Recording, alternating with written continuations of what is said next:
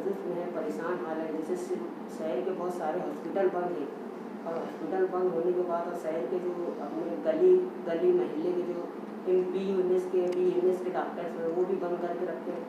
तो कुछ लोगों को सर्दी, एक हल्की सी सर्दी होने की वजह से आज उनको खौफ है, निराश है कि यार वो हम सिविल हॉस्पिटल जाएंगे तो हमको कोरोना का पेशेंट ना मान लें। तो इसके लिए आप सबसे पहले मालेगांव शहर के जो छोटे डॉक्टर और बड़े डॉक्टर उनको अपील करें सर। सबसे पहले तो मैं आपके YouTube चैनल की पूरी टीम को, आपके चैनल को मैं बहुत बहुत मुबारकबाद देता हूं और शुक्रिया अदा करता हूं कि आज आप लोगों ने मेरा इंटरव्यू लेने का फ़ैसला किया और मुझे खुशी है कि मैं आज आपके चैनल के ज़रिए मालेगांव शहर की आवाम के सामने चंद बातें मैं कह सकूं, मेरी बात को रख सकूं। आज निकले और अपना काम करके वापस घर आ जाए, यही मैं आज अपील करना चाहता हूं आपके चैनल के ज़रिए। दूसरी बात, जो डॉक्टर्स की कमी महसूस हो रही है, ये बात बिल्कुल सच है। चाहे वो BUMS डॉक्टर हो, चाहे प्राइवेट हॉस्पिटल के डॉक्टर हो, चाहे प्राइवेट हॉस्पिटल हो, आज बहुत शिद्दत से मालेगांव शहर की आवाम नाराज है।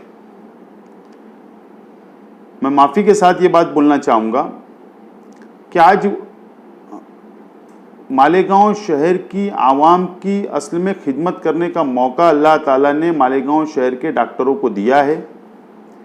उनकी बहुत चंद बातें थी जो उनको सेफ्टी चाहिए थी, उनको ताफूज अपने आप को चाहिए था।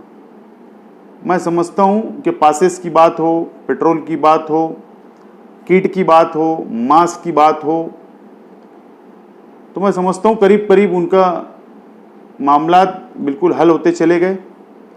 और मैं देख रहा हूँ कि कई BUMS डॉक्टर ने अपना क्लिनिक को खोला है और आवाम की खिदमत कर रहे हैं। और मैं अपील करूँगा कि जो लोगों ने भी नहीं खोला है वो लोग भी अपना क्लिनिक खोले, शहर की आवाम की जो तकालीफ है इसको दूर करे और शहर की आवाम की खिदमत करते हुए इस कोरोना वायरस से लड़ने का हौसला हमारे शहर की आवाम को BUMS डॉक्टर दे, शहर के डॉक्टर दे।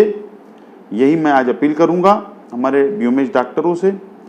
और प्राइवेट हॉस्पिटलों के डॉक्टर से मैं ये कहना चाहूँगा माफ़ी के साथ कि मैंने ये कई दिनों से हम लोग ये बात देख रहे हैं और कई शिकायतें आई है कि प्राइवेट हॉस्पिटल बंद होने की वजह से उनको इलाज नहीं मिला, उनको डॉक्टर्स नहीं मिले, उनको हॉस्पिटल नहीं मिला, किसको वेंटिलेटर नहीं मिला, किसको ICU नहीं मिला।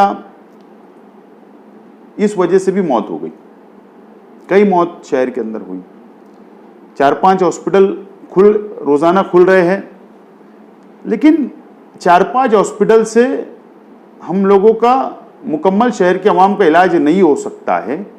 मैं सभी शहर के प्राइवेट हॉस्पिटलों से गुजारिश करूंगा, अपील करूंगा कि वो अपने हॉस्पिटल को खोले और शहर की आवाम की खिदमत करें।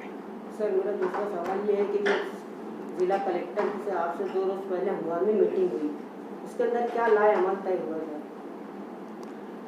2-3 चीज़ें हैं।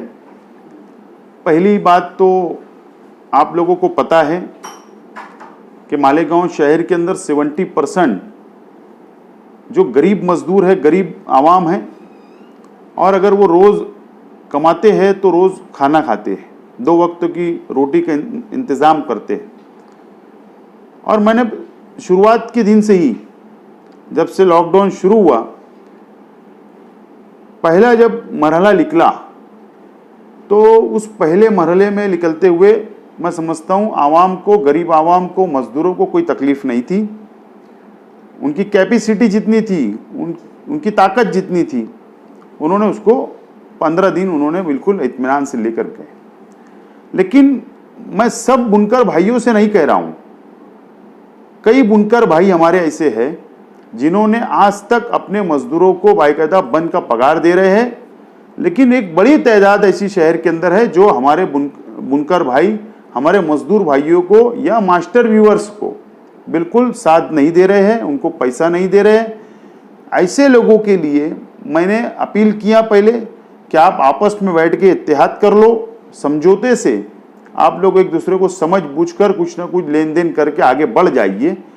और उसके बाद जब मैं एक हफ्ता गुजरने के बाद जब मैं देखा और मेरे पास कंप्लेन आने लगी, तो फिर बाकायदा मैंने कई हज़ारों की तादाद के अंदर मजदूर भाइयों की कंप्लेन कलेक्टर तक पहुंचाई।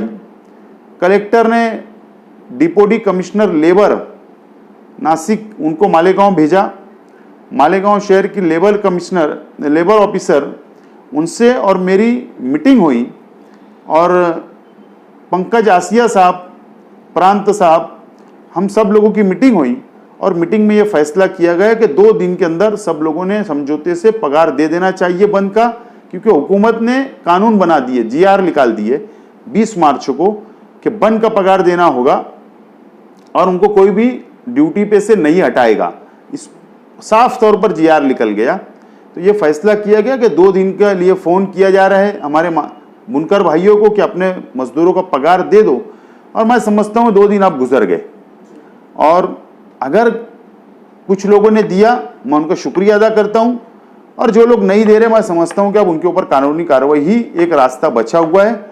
उसके बावजूद भी मैं आज अपील करता हूँ आपके चैनल के जरिए कि हमारे बुनकर भाइयों ने हमारे मजदूर भाइयों का ख्याल रखते हुए आपस में समझौता करते हुए उनका पैसा अदा कर देना, इसीलिए हमारी मीटिंग हुई थी।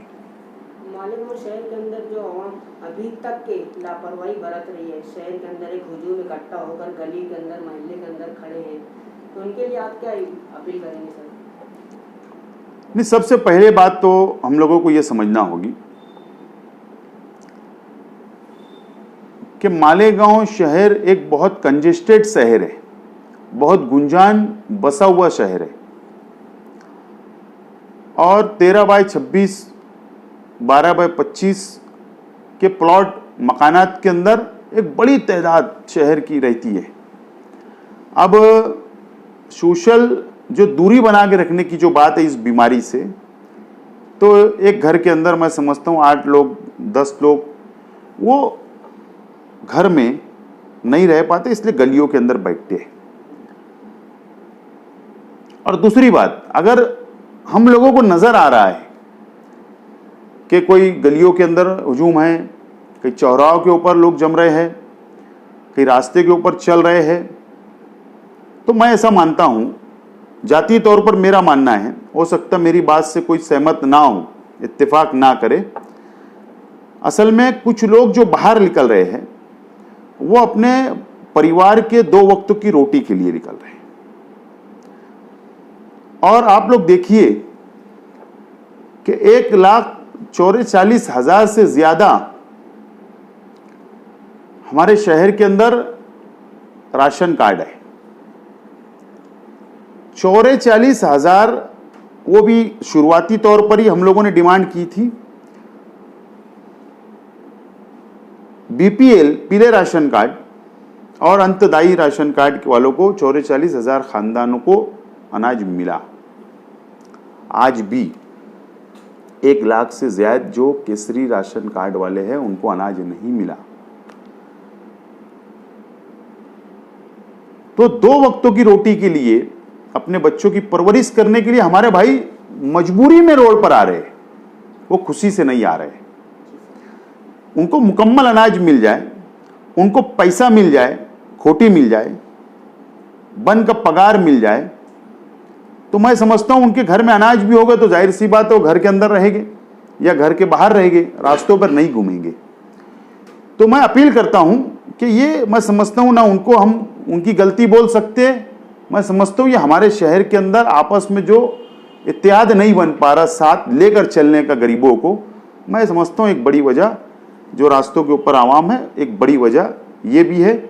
लेकिन मैं अपील करूंगा, चाहे वो गरीब हो, चाहे अमीर हो, चाहे मिडिल क्लास हो, अगर इस बीमारी से लड़ना है तो एहतियात करना पड़ेगा और उसके लिए घरों में रहना पड़ेगा। मैं अपील करता हूं कि घरों में रहे, क्योंकि जिस तेजी से ये कोरोना वायरस मालेगांव शहर के अंदर फैल रहा है, एक दूसरे से मुलाकात करने से सोशल दूरी हम नहीं बना पा रहे, उसके वजह से रिश्तेदार आपस में मुलाकात कर लेते, उसकी वजह से,